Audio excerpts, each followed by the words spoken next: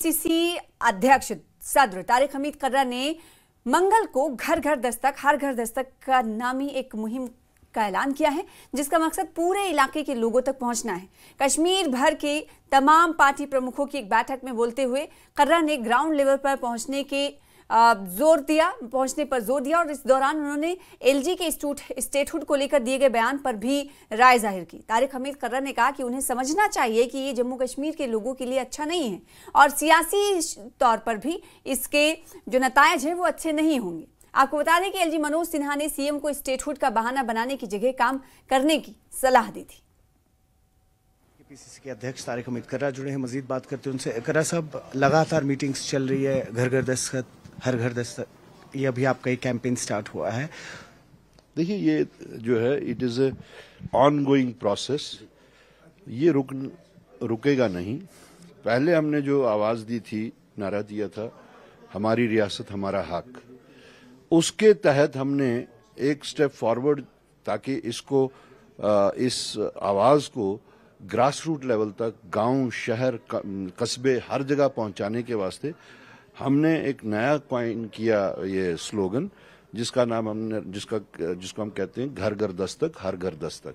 उसके तहत हमने इसको इस तरीके से वाइडली डिस्ट्रीब्यूट करेंगे कि ताकि ये आवाज़ हमारी हर घर तक पहुंचे। और उसमें हमने एक्सप्लेन किया है एक आसान सी लैंग्वेज में, कश्मीरी में भी उर्दू में भी एक्सप्लेन किया है कि रियासती दर्जा जो हमारा इस वक्त नहीं है उसके क्या नुकसानात हैं और जब रियासती दर्जा हमें वापस मिलेगा उसके क्या फ़वाइद होंगे। ये एक हक है हमारा, कोई मेहरबानी नहीं होगी। लेकिन अफसोस की बात यह है कि बावजूद इसके कि प्राइम मिनिस्टर साहब हों, होम मिनिस्टर साहब हों, वक्तन फ़वक्तन पार्लियामेंट के अंदर भी, पार्लियामेंट के बाहर भी, हत्ता कि जम्मू कश्मीर की सरजमीन से भी उन्होंने कहा कि हम ये स्टेटहुड जो है जल्द अज जल्द वागुजार करेंगे। कर्रा साहब, महबूबा मुफ्ती जो अभी जम्मू हाई कोर्ट गई थी, जो कैदी हैं जम्मू कश्मीर के, उस सिलसिले में आप कैसे देखते हैं? देखिए, हर पार्टी का अपना एजेंडा होता है और उस एजेंडे को कैरी फॉरवर्ड करने का अपना अपना तरीका होता है। जिस चीज़ को लेके वो आगे चल रही हैं थ्रू जुडिशरी, वो उनके हिसाब से वो सही होगा। बाकी लोग भी उस पर जो काम कर रहे हैं उनके हिसाब से वो सही होगा। तो पर्पस जो है वो यही है कि जो लोग यहाँ से बाकी रियासतों में जो रखे गए हैं, और वो ऐसे ही नहीं रखे गए, ये सजा दर सजा है। आपको हजारों किलोमीटर जाना है, आपको हजारों लाखों रुपए खर्च करने हैं, तो ये सजा दर सजा का सिलसिला जो है ये बंद होना चाहिए। और कैबिनेट एक्सपेंशन की खबरें आ रही हैं, हालांकि आपने कहा कि हमारी पार्टी जो है प्रिंसिपल्स पे बिलीव करती हैं, हम शायद अभी कोई मिनिस्ट्री पोस्ट ना लें। नहीं, शायद की बात नहीं है। I am very firm about it कि हमने एक प्रिंसिपल स्टैंड लिया है कि जब तक जम्मू कश्मीर को रियासत का दर्जा हासिल नहीं होता तब तक हम कैबिनेट का हिस्सा नहीं बनेंगे। इसमें शायद की कोई गुंजाइश नहीं है। बस एक आखिरी सवाल, अभी रिजर्वेशन को लेके क्या कहेंगे आप? बड़ा मुद्दा उठा, राहुल जी का जो फार्मूला है वही उसका इलाज भी है कि जितनी आबादी है, चाहे वो कोई मजहब हो, कोई सेक्ट हो, हर एक का वो डिस्ट्रीब्यूट होगा कि जितनी आबादी है उतना उनको हक मिलना चाहिए। और जो उपराज्यपाल की स्टेटमेंट्स आ रहे थे स्टेटहुड को लेके, उपराज्यपाल के स्टेटमेंट्स का मैं उस पर कुछ नहीं कहना चाहूँगा। ठीक है, एक कन्फ्रंटेशन तो है, लेकिन that is not in the best interest of ना तो जम्मू कश्मीर के और ना ही मुल्क के इंटरेस्ट में है, क्योंकि ये एक गलत प्रेसिडेंस अगर बन गई तो वो हाहाकार पूरे मुल्क में भी हो सकती है। बहुत शुक्रिया कर्रा साहब। न्यूज़ 18 के लिए अब खान के साथ श्रीनगर से मैं सरोज कफील। बडगाम के पीडीपी के उम्मीदवार आगा मुंतजिर को चुनाव आयोग यानी इलेक्शन कमीशन का नोटिस मिला है। आगा मुंतजिर पर मॉडल कोड ऑफ कंडक्ट की खिलाफवर्जी करने का इल्जाम है। हालांकि पीडीपी ने कहा कि आगा मुंतजिर ने कोई कानून नहीं तोड़ा है। सुनिए, तो मॉडल कोड ऑफ कंडक्ट की खिलाफवर्जी करने का इल्जाम लगा है, ज़ाब्ते इखलाक की खिलाफवर्जी का इल्जाम लगा है मुंतजिर पर। इलेक्शन कमीशन की जानिब से पीडीपी कैंडिडेट आगा सैयद मुंतजिर मेहदी को शोकास नोटिस जारी किया गया है और इल्जामात ये है कि उन्होंने मॉरल कोड ऑफ कंडक्ट की वायलेशन की है। मेरे साथ आगा सईद मुंतजिर है। सर, शोकास नोटिस आपके लिए जारी किया गया है, मॉरल कोड ऑफ कंडक्ट की वायलेशन है, क्या कहेंगे? देखिए, जहाँ तक इस नोटिस का ताल्लुक है, हमने आज उनको जवाब दिया इलेक्शन कमीशन को, मगर मैं उनसे यही बताना चाहूँगा कि मैं इस कॉन्स्टिट्यूंसी में पैदा हुआ हूँ, इसी कॉन्स्टिट्यूंसी में बड़ा हुआ हूँ। यहाँ के हर माएँ मुझे अपना बेटा समझती हैं, यहाँ की हर एक बहन मुझे अपना भाई समझती है और यहाँ के हर बुजुर्ग मुझे अपना बेटा समझते हैं। तो उसी की रोशनी में जब हम कल अपनी इलेक्शन कैंपेनिंग वाइंड अप करके वापस आ रहे थे, तो रास्ते में हमें कुछ माएँ मिली, कुछ बुजुर्ग मिले, तो उन्होंने अपने उसी मोहब्बत का, उसी उख़्वत का इजहार किया। तो उसी मोहब्बत, उसी उख़्वत का हम शुक्रिया अदा करते रहे और वो थोड़ा कारवान बड़ा हो गया और हम लेट फिर घर पहुंचे। बाकी ऐसी कोई पॉलिटिकल मुहिम नहीं थी जो उन्होंने हम पर एलिज किया कि आप पॉलिटिकल कैंपेनिंग रात को कर रहे थे विदाउट परमिशन। अगर हमको रात को पॉलिटिकल कैंपेनिंग करनी होती तो हम बाज़ाब्ता और उनको इन्फॉर्म करते, उनको हम परमिशन के लिए रिक्वेस्ट करते। बट स्पॉन्टेनियस जब यहाँ की माओं ने, यहाँ की बहनों ने मुझे देखा तो उन्होंने उसी जज्बे का, उसी मोहब्बत का इजहार किया। अच्छा, आप पर इल्ज़ाम है कि विदाउट परमिशन लाउड स्पीकर्स का इस्तेमाल किया गया है, क्या आगा सईद मुंतजिर या पीडीपी परमिशन नहीं लेती है या कुछ और वजह है? देखिए, बिल्कुल जो भी इलेक्शन कमीशन ऑफ इंडिया के जो गाइडलाइंस हैं इलेक्शन के हवाले से, हम उसका पूरा पासो लिहाज रखते हैं। मैं खुद एक कॉन्स्टिट्यूशनल लॉयर हूं, तो मुझे ज़्यादा नज़र है इन चीज़ों पर, क्योंकि ये स्पॉन्टेनियस हुआ। क्योंकि हम दिन को भी कहीं हर जगह 8-9 जगह गए तो अब हमें बाज़ाब्ता परमिशन था, क्योंकि जब हम वाइंड अप करके घर की तरफ ही आ रहे थे शाम की को, तो रास्ते में स्पॉन्टेनियसली माएँ बहनें आई, क्योंकि वो हर चीज़ में मुझे अपने साथ रिलेट करती हैं, क्योंकि उनको लगता है कि इस वक्त ये उनके साथ सियासी रिश्ता कम, जज्बाती रिश्ता ज़्यादा है। क्योंकि उनको लगता है कि जिस मुश्किल हालात में यहाँ की हम उनको छोड़ा गया है, जिन चीज़ों के लिए उनको यहाँ तरसाया गया, खासकर 2024 इलेक्शन के बाद, अगर वो उसमें हमें कोई मदद कर सकता है, कोई अगर जो उनको उन मुश्किलात से निकाल सकता है, तो वो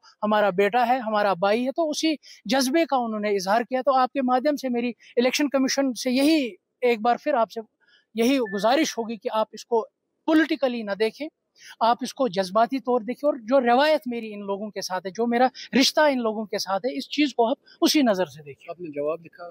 बिल्कुल, आज सुबह हमने जवाब उनको भेजा। उसमें हमने यही कहा कि हम बिल्कुल इलेक्शन कमीशन के हर रूल, हर गाइडलाइन की पासो लिहाज करेंगे। हमारा इलेक्शन कमीशन ऑफ इंडिया का हम एहतराम करते हैं, मगर ये स्पॉन्टेनियस हुआ क्योंकि यहाँ की कल्चर, क्योंकि मेरी यहाँ के लोगों की वाबस्तगी है, क्योंकि मैं 24 घंटे उन्हीं में रहता हूँ, यहीं पैदा हुआ हूँ, उन्होंने ही मुझे पाला पोसा है। तो ये एक जज्बाती रिश्ता है। उन्हें सिर्फ और सिर्फ ये कोई सियासी जलसा नहीं था, वो सारा वहाँ मोहब्बत का इजहार उन्होंने किया। उसी मोहब्बत का हम शुक्रिया अदा कर रहे थे। और मैं यही बताना चाहूँगा कि लोगों का प्यार, लोगों का भरोसा, लोगों की उख़्वत सबसे ऊपर है, वो मेरी प्रायोरिटी है। बिल्कुल। तो ये आगा सईद मुंतजिर थे। जिस तरह से इलेक्शन कमीशन की जानिब से इनके लिए शोकास नोटिस जारी किया गया है, उसके जवाब में इन्होंने कहा कि उन्होंने जवाब लिखा है, हालांकि इन्होंने कहा कि वो विदाउट परमिशन कहीं पर भी नहीं जाते हैं। न्यूज़ 18 के लिए बडगाम से मैं आबिद हुसैन।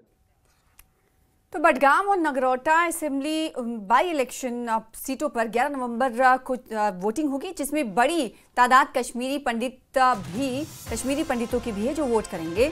और बाज़ आबादकारी राहत और पुनर्वास आयुक्त डॉक्टर अरविंद करवानी ने बताया है कि जम्मू, दिल्ली और दिगर रियासतों में रहने वाले कश्मीरी पंडितों के लिए सभी सहूलियात इंतजामात किए गए हैं, ताकि जो प्रवासी शिविर हैं, जो माइग्रेंट कैंप्स हैं, और इसके अलावा जो माइग्रेंट्स कैंप्स नहीं हैं और जो जम्मू कश्मीर से बाहर रह रहे हैं कश्मीरी पंडित हैं, उनके लिए मतदान केंद्र और डाक मत पत्र की सुविधा उपलब्ध है। उन्होंने मतदान के दिन सिक्योरिटी का, सुरक्षा का भरोसा दिया और प्रवासी मतदाताओं से, बड़ी माइग्रेंट वोटर्स से बड़ी तादाद में वोट डालने की अपील भी की है। 11 नवंबर को उसमें कश्मीरी पंडित विस्थापित जो समाज है वो जम्मू में, दिल्ली में या कहीं और भी उनके लिए वोट डाल सकते हैं। बडगाम में जो कैंडिडेट उठे हैं, अब अगर हम अरेंजमेंट्स की बात करें, तैयारियों की बात करें, तो वो क्या है, किस तरह से जो रिलीफ कमिश्नर डिपार्टमेंट जो है, जो कमिश्नरी डिपार्टमेंट जो है, जो कि एक नोडल एजेंसी है, वो किस तरह से इसको कंडक्ट करवा रही है, इस पर बात करने के लिए मेरे साथ डॉक्टर अरविंद केरवानी साहब हैं। ये कमिश्नर हैं रिलीफ एंड रिहेबिलिटेशन माइग्रेंट्स के। न्यूज़ 18 से बात करने के लिए बहुत बहुत शुक्रिया सर, सबसे पहले जानना चाहूँगा कि जो वोटिंग होने वाली है 11 तारीख को, उसके लिए आपने जो कश्मीरी विस्थापित समाज है उनके लिए क्या क्या अरेंजमेंट किए हैं, कितने पोलिंग बूथ बनाए गए हैं और किस तरह का जो तैयारियां आपकी तरफ? समीर जी, जैसे आपने कहा कि जो कश्मीरी माइग्रेंट समाज है जो डिस्प्लेस्ड है और अपने जो उनका कॉन्स्टिट्यूंसी है, जो वैली में उनकी कॉन्स्टिट्यूंसी है, वहाँ पर हालात की वजह से वोट नहीं डाल पा रहे हैं, तो उनके लिए ये सुविधा जो है जम्मू में, उधमपुर में, दिल्ली में या दिल्ली से बाहर जो रह रहे हैं उनके लिए हर बार जब भी कोई इलेक्शन होता है तो उनके लिए एक स्पेशल अरेंजमेंट आता है। तो उसी हिसाब से जैसे ये बाई इलेक्शन अनाउंस हुआ बडगाम असेंबली कॉन्स्टिट्यूंसी का, तो इस बार भी इलेक्शन कमीशन ऑफ इंडिया ने एक स्पेशल स्कीम जो है इन कश्मीरी माइग्रेंट्स के लिए वो स्पेशल स्कीम नोटिफाई की है। उस स्पेशल स्कीम के हिसाब से जम्मू में स्पेशल पोलिंग स्टेशन, जैसे हमारे असेंबली कॉन्स्टिट्यूंसी में 19 पोलिंग स्टेशन थे जम्मू में, वैसे ही यहाँ पर भी पोलिंग स्टेशन रहेंगे। उधमपुर में भी पोलिंग स्टेशन रहेगा और दिल्ली में भी हमारे 4 पोलिंग स्टेशन रहेंगे। इसमें हमारे ARO जम्मू भी है, दूसरे हमारे ARO दिल्ली में है और ARO उधमपुर में है। तो वैसे ही जैसे पिछले साल 2024 में असेंबली इलेक्शन हुआ या उससे पहले पार्लियामेंट इलेक्शन हुआ, तो वैसे ही जो है माइग्रेंट्स को फैसिलिटेट करने के लिए स्पेशल पोलिंग स्टेशन जहां पर वो वोट डाल सकते हैं। तो यहाँ पर ये मैं कहूँगा कि एक माइग्रेंट जो है उसके लिए एज ए स्पेशल डिस्पेंसेशन या तो वो स्पेशल पोलिंग स्टेशन में वोट डाल सकता है या थ्रू पोस्टल बैलेट वो कर सकता है। जम्मू कश्मीर NSUI में गुटबाजी और पक्षपात के इल्जामात का मामला सामने आया और ऑर्गेनाइजेशन की राज्य संयुक्त सचिव तबलीन बोपाराय ने NSUI की मूल सदस्यता से इस्तीफा दे दिया है। बोपाराय ने NSUI में फेवरेटिज्म और भेदभाव के आरोप लगाए हैं और कांग्रेस के ऑर्गेनाइजेशनल सेक्रेटरी नीरज कुंदन पर निशाना साधा है। उन्होंने कहा कि कुछ प्रभावशाली कांग्रेस नेताओं की ओर से NSUI नेतृत्व ने जानबूझकर उन्हें दरकिनार कर दिया, जिसकी वजह से उन्होंने NSUI से इस्तीफा देने का फैसला लिया। सबसे पहले जानना चाहूँगा, आप कब से इसमें थे, NSUI में कब से थे और आज आप जॉइंट सेक्रेटरी थे, जॉइंट स्टेट सेक्रेटरी थे, फिर आपको क्यों NSUI से रिजाइन देना पड़ा, न सिर्फ अपने पद से बल्कि अपनी मेंबरशिप? देखिए सर, बात ऐसी है कि 2021 में मैंने NSUI जो छात्र संगठन है कांग्रेस का, वो मैंने ज्वाइन करा था। उस वक्त नेशनल प्रेसिडेंट नीरज कुंदन जी थे। तो हमने 4 साल बड़े मेहनत से काम किए इस ऑर्गेनाइजेशन के लिए और सोशल मीडिया ही नहीं, लोग गवाह हैं इस चीज़ का कि, और पूरी कांग्रेस गवाह इस चीज़ की। अगर वाहिद कोई एक्टिव था NSUI में तो वो तबलीन बोपाराय था। वहाँ कहाँ अरनिया से उठ के जम्मू तक आके हमने प्रदर्शन करने, जो पार्टी की डायरेक्शन थी वो हम फॉलो करते थे। पर कहीं ना कहीं मैंने ये चीज़ फील की है यहाँ पे कि जो नौजवान लड़के काम करने की चाहत रखते हैं उनको ये कोई ऐसा बहाना ढूंढ लेते हैं, इनको बड़ी जबरदस्त तरीके से साइडलाइन कर लेते हैं। आज आप यूथ कांग्रेस की बात करें या NSUI की बात करें, जो लड़का काम करना चाहता है उसको ये आगे नहीं आने देते। आज मेरा इनके साथ गिला शिकवा ये था कि NSUI का ऑब्वियस काम जो है वो होता है कॉलेज में होता है, उसके बाद यूथ कांग्रेस आ जाती है, फिर पेरेंट बॉडी आती है। आज मैं इनको यही चीज कहता था कि आप NSUI के प्रदेश अध्यक्ष रहे हो अजय लखोत्रा। मेरा उनके साथ ये था कि मेरा उसके साथ पर्सनल कुछ नहीं था, बट एक व्यक्तिगत तौर पर मैं कहता था कि आपकी किसी भी कॉलेज में जो है वो टीम नहीं है। फिर अगर आप कहीं कोई प्रोग्राम करते भी हो तो आप स्टेट प्रेसिडेंट होने के नाते जो है आप स्टेट कमेटी को इन्फॉर्म ही नहीं करते, तो कहीं ना कहीं खुद ही अपने दम से खुद ही कर लेते हैं। आप देख लें, पूरी 25 बंदों की स्टेट कमेटी बनी थी। आप बता दें 25 बंदे कहाँ पे आज, मतलब जब आपने स्टेट प्रधान बने आपने 25 बंदों की कमेटी बनाई, उसमें भी जो है मुझे सबसे नीचे ज्वाइंट सेक्रेटरी रखा गया। पर मैंने मेहनत पे जो है वो विश्वास रखा, मैं मेहनत करता था, मुझे पता है कि काम कैसे करते हैं। तो कहीं ना कहीं जो पार्टी जो है उसने इस चीज का फैसला नहीं लिया। 2 साल हो गया इसको प्रदेश अध्यक्ष बने और उसके बाद लगातार गलतियां, जब हमने कोई कार्यक्रम करना हमारा इन्होंने सोशल मीडिया पे अपलोड नहीं करना, जो इनके ऑफिशियल पेज होते थे। दिल्ली में national executive meeting deliberately sideline कर, हाँ, दिल्ली में नेशनल एग्जीक्यूटिव मीटिंग हुई, हमारे कार्यक्रम वहां पे नहीं करे। तो हमने बड़ी सारी कोशिशें जो है, बड़ी सारी कंप्लेंट्स जो है, जो हमारे इंचार्ज थे संजय सोलंकी, हमने उनको भी करी, दिल्ली में भी करी। और हमारे सबसे बड़े चेहरे जो इस वक्त दिल्ली में बैठे हैं, नीरज कुंदन जी, एक तो वो मेरी विधानसभा से थे, तो मैंने सोचा कि कहीं ना कहीं ये मेरे लिए एक बड़ी अच्छी सिंपैथी है, क्योंकि मेरे विधानसभा से और मेरी पंचायत में जब वो आए तो मैंने उनको जो है वो एंटर करवाया था। पर उन्होंने कोई इस तरीके का फैसला ना लिया, पर कहीं ना कहीं उसको फिर जो है अपने साथ रखा। तो ये इसी गिले शिकवे के कारण हमने सोचा कि हम लोग इस ऑर्गेनाइजेशन से जो है वो रिजाइन देंगे। और लद्दाख के एलजी कविंदर गुप्ता ने न्यूज़ 18 से खास बातचीत की है। इस खास बातचीत में कविंदर गुप्ता ने कहा कि लद्दाख में 4 एयरपोर्ट बनाए जाएंगे जिससे कनेक्टिविटी बेहतर होगी। इसके अलावा लेफ्टिनेंट गवर्नर ने कहा कि नई सड़कों और सड़कों की काम कम समय में पूरा हो, इसके लिए उन्होंने road and transport minister Nitin Gadkari से भी मुलाकात की। Lieutenant governor Kavinder Gupta ji news 18 से एक्सक्लूसिव बातचीत के लिए हमारे साथ मौजूद हैं। सर, कल आपकी मुलाकात हुई थी डिफेंस मिनिस्टर साहब से, राजनाथ सिंह जी से। ख़ासतौर से एयर कनेक्टिविटी एक बड़ा इशू लद्दाख का रहा है, हमेशा मांग होती रही है कि इसको बेहतर किया जाना चाहिए। देखिए, हमारा यह प्रयास है कि लद्दाख में आने वाले जो शीत ऋतु है या सर्द जो ऋतु है, इसमें जो लोगों की कनेक्टिविटी है वो जुड़ी रहे। हर वर्ष आर्मी द्वारा भी कुछ प्रयास किए जाते हैं जिसके वहाँ हेलीकॉप्टर्स और डकोटा वगैरह वहाँ पर चलते हैं। कल उसी आधार पर कल माननीय रक्षा मंत्री जी से बात हुई है और उन्होंने पूरा आश्वस्त किया है कि वो उसी तरह से करेंगे। दूसरा, कारगिल का जो एयरपोर्ट है वो फुली इक्विप्ड हो और आगे चले, इस प्रकार की भी हमारी वहाँ पर कोशिश चल रही है। तो कुल मिलाकर के लद्दाख में थॉइस, न्योमा, कारगिल और लेह, यहाँ पर 4 एयरपोर्ट हमारी बनाने की है। डिफेंस पर्पस के कारण भी वो अच्छा रहेगा और दूसरे तरीके से भी लोगों की, क्योंकि दूर दराज के इलाके होने के कारण से कनेक्टिविटी कम हो जाती है। और विशेष करके ये भी है कि लोगों को सब्सिडाइज रेट पर वहाँ पर आना जाना हो, तो उसमें सरकार की एक योजना है, उसी पर रक्षा मंत्री से बात हुई थी। सर, डेवलपमेंट को लेकर किस तरीके से लद्दाख तेज़ी से आगे बढ़ा है, क्योंकि कई चीज़ें थी, काफ़ी जो है वहाँ पर डिमांड थी। जाहिर सी बात है कि एक सीमावर्ती इलाका है, कई वहाँ पर चैलेंजेस भी होते हैं। देखिए, लद्दाख का बजट जब जम्मू कश्मीर के साथ था सिर्फ 250 करोड़ हुआ करता था। आज 6000 करोड़ के लगभग लद्दाख का बजट है। उसके अलावा सरकारी स्कीम्स के माध्यम से भी लाभ मिलता है और बहुत सी ऐसी परियोजनाएं जो जैसे जोजिला टनल आप ले लीजिए, इसी प्रकार से कुछ पुलों का निर्माण, कुछ और सरकार की तरफ से प्रयास रहता है। और मुझे लगता है कि जो हमारी हिल काउंसिल है उसके माध्यम से भी लगभग 350 करोड़ का बजट दोनों हमारी हिल काउंसिल्स के पास भी है। तो कुल मिलाकर के दिक्कत हमें ये आती है कि समय सीमा कम होने के कारण से जो वर्किंग सीज़न है वो कम होने के कारण से वो पैसा काफ़ी बार सरेंडर करना पड़ता है। लेकिन आज भी हम अलग अलग माननीय गडकरी से भी आज मैं मिला, तो वहाँ भी हमने कहा कि एजेंसीज ज़्यादा से ज़्यादा वहाँ पर लगें और वहाँ पर सड़कों का निर्माण, दूसरे काम जो वहाँ पर डेवलपमेंट इंफ्रास्ट्रक्चर के काम चल रहे हैं वो भी ठीक प्रकार से हो, इसको सुनिश्चित करने का प्रयास किया जा रहा है। जम्मू कश्मीर न्यूज़ में रुकेंगे छोटे से ब्रेक के लिए, कुछ और खबरों के साथ जल्द लौटेंगे।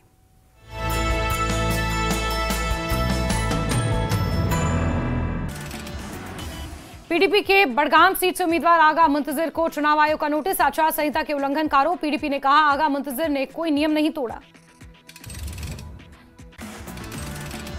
उपचुनावों में बड़गाम सीट के लिए प्रचार अभियान तेज, सभी पार्टियां झोंक रही अपनी पूरी ताकत, उम्मीदवार कर रहे हैं प्रचार। एनएसयूआई में गुटबाजी और पक्षपात के आरोप, तबलीन बोपराय ने राज्य संयुक्त सचिव पद से दिया इस्तीफा, कहा समस्याओं का नहीं हो रहा समाधान। जम्मू में ऐतिहासिक झिड़ी मेले का आगाज, उपराज्यपाल मनोज सिन्हा ने किया उद्घाटन, प्रशासन ने श्रद्धालुओं की सुविधाओं के लिए बेहतर इंतजाम किए। गीतांजलि ने फिर उठाए सोनम वांगचुक की एनएसए के तहत गिरफ्तारी पर सवाल, कहा जिन वीडियो को बताया जा रहा है वजह वो 2 साल पुराने। बिजली महादेव रोपवे प्रोजेक्ट के विरोध पर मुख्यमंत्री सुक्खू का बड़ा बयान, कहा मंजूरी के समय क्यों नहीं हुआ विरोध, कहा यह केंद्र और राज्य का साझा प्रोजेक्ट, सभी की भावनाओं का रखा जाएगा ख्याल।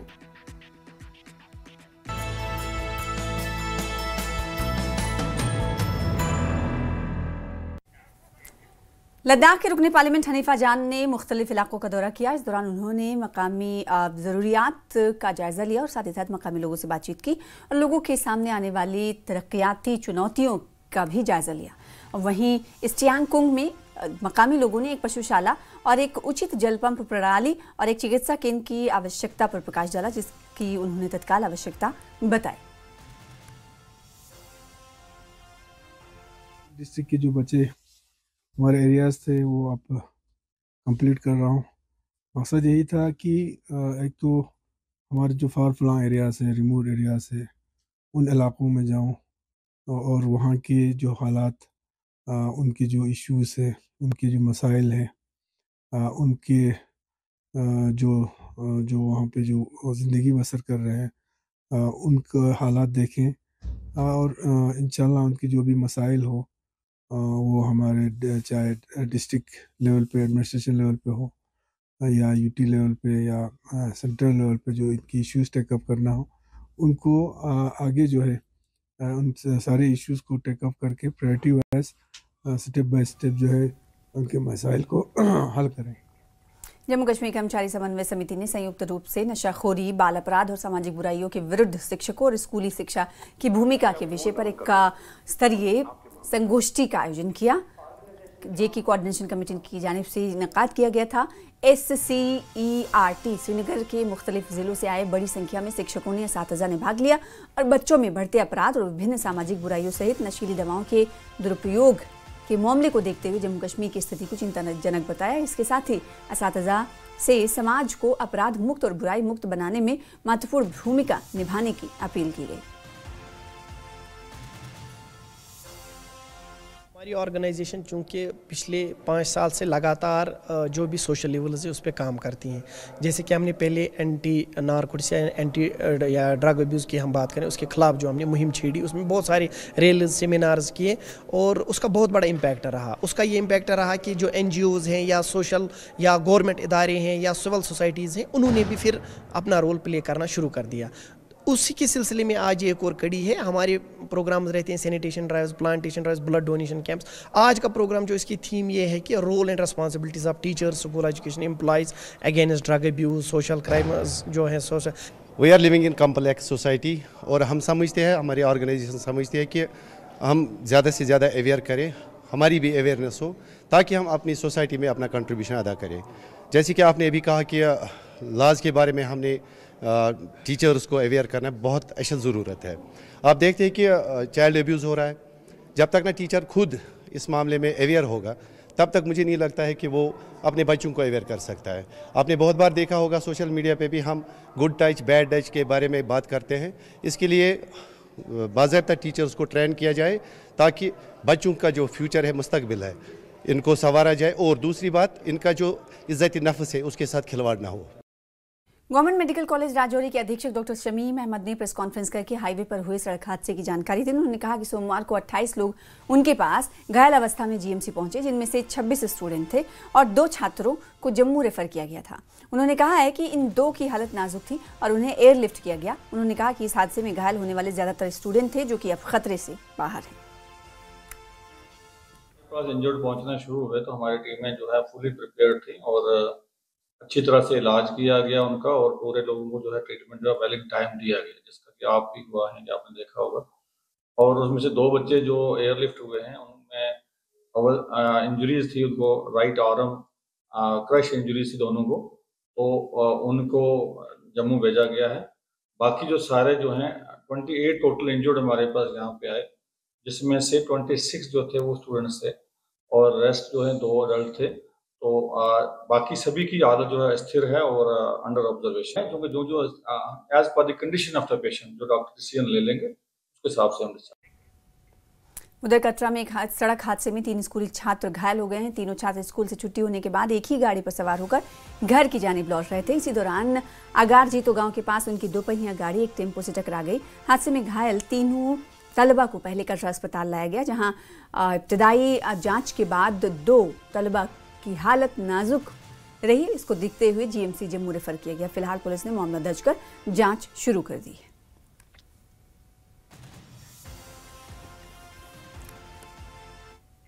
आरएसपुरा के डाक बंगले से लेकर डबलहर तक सड़क मार्ग पर चारकोल बिछाने का काम पूरा हो गया है। इस काम के पूरा होने से मकामी लोगों में खुशी की लहर है।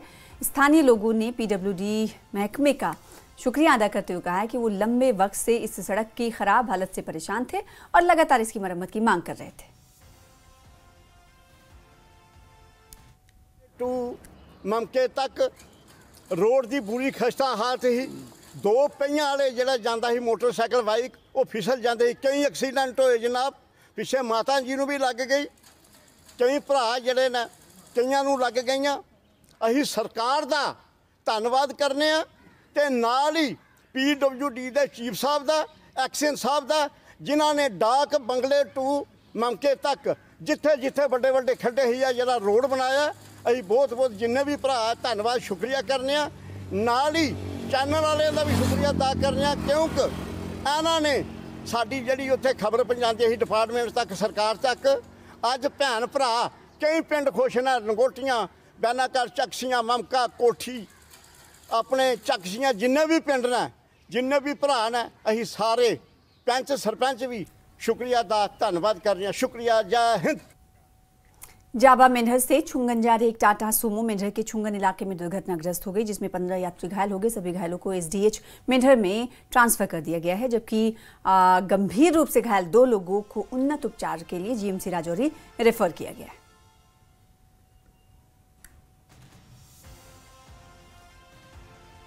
जाबा मेंढर मार्ग पर टाटा सूमो ये सड़क हादसे का शिकार हुई। मेंढर रोड पर ये टाटा सूमो सड़क हादसे का शिकार हुई है। किस तरह से टाटा सूमो पलटी है आप देख सकते हैं, और इसमें जो घायल हुए हैं उन्हें जीएमसी राजौरी रेफर किया गया है, 2 लोगों को, और बाकियों को मुसाफिरों को इलाज यहाँ के मकामी अस्पताल में जारी। हादसे में 15 मुसाफिर बताया जा रहा है कि जख्मी हुए थे। सयाती मकाम गुलमर्ग के अफरवट और कुंगडूरी में हल्की बर्फबारी हुई है। हल्की बर्फबारी के बाद सयाह काफ़ी खुश नजर आ रहे हैं। अपनी खुशी जाहिर करते हुए सयाहों ने कहा है कि कश्मीर वाकई जन्नत है और यहाँ का मौसम बेहद खूबसूरत है।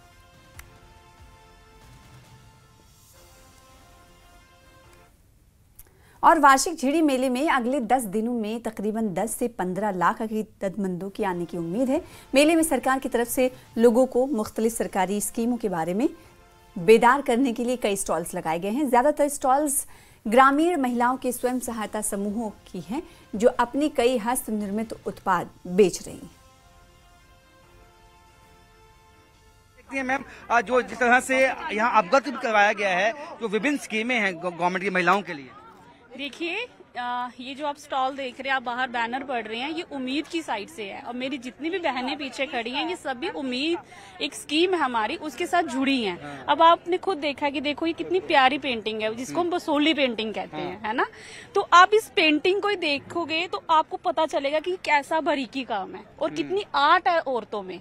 और उम्मीद एक ऐसा प्लेटफॉर्म है जहाँ पे उम्मीद के साथ औरतें बाहर आ रही हैं, अपना हुनर जो है वो बाहर लेके आ रही है, उनको एक प्लेटफॉर्म मिला है। और झिड़ी मेला एक ऐसा मेला है और एक ऐसा कहते हैं एक हमारा धार्मिक मेला है, जहाँ पे सच में एक औरत को बड़ा ही मान सम्मान दिया जा रहा है। क्या आपने हाथ से बनाया सब कुछ? ये सब हाथ से बना हुआ है। हम सेल्फ हेल्प ग्रुप की लेडीज हैं, जो हम घर बैठे काम कर सकती हैं। 800 रुपए केजी जो है यहाँ देसी घी जो है गाँव का जो निकाला हुआ किसानों की तरफ से, वो आपको मिल जाएगा।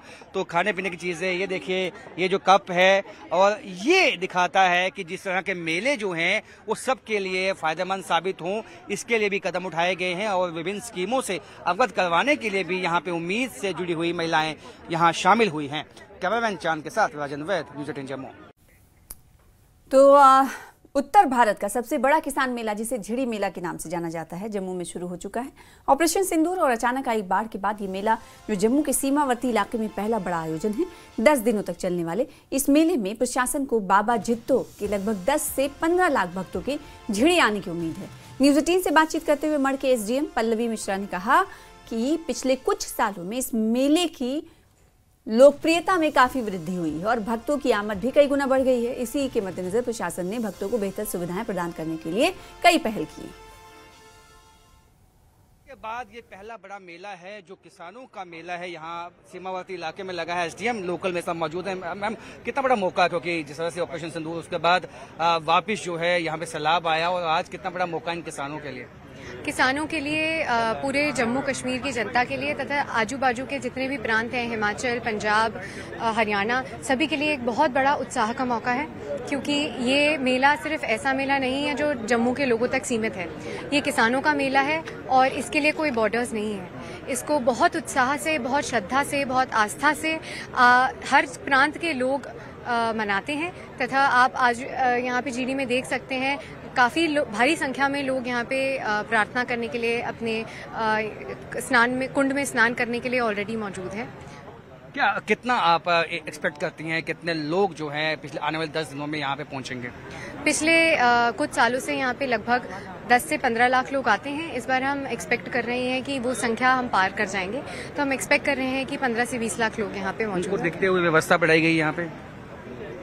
हाँ, उनको देखते हुए यहाँ पे सारी एडिक्वेट व्यवस्था का अरेंजमेंट करा दिया गया है। जैसे कि बस अब मुझे जी तो यहाँ पे व्यवस्था जो है वो की गई है। 10 से 15 लाख के लगभग जो श्रद्धालु हैं वो मेले में पहुँचते हैं। नॉर्थ इंडिया का सबसे बड़ा मेला किसानों के लिए, और जो लोग यहाँ पे श्रद्धालु पहुँचते हैं उनके लिए व्यवस्था हो, अच्छी हो, उसके लिए कम्युनिटी हॉल्स, यहाँ पे शौचालय और अन्य व्यवस्थाएं सब इस दफा जो है चाक चौबंद है। कैमरामैन चांद के साथ राजन वैद, न्यूज़ 18 जम्मू। तो इसी के साथ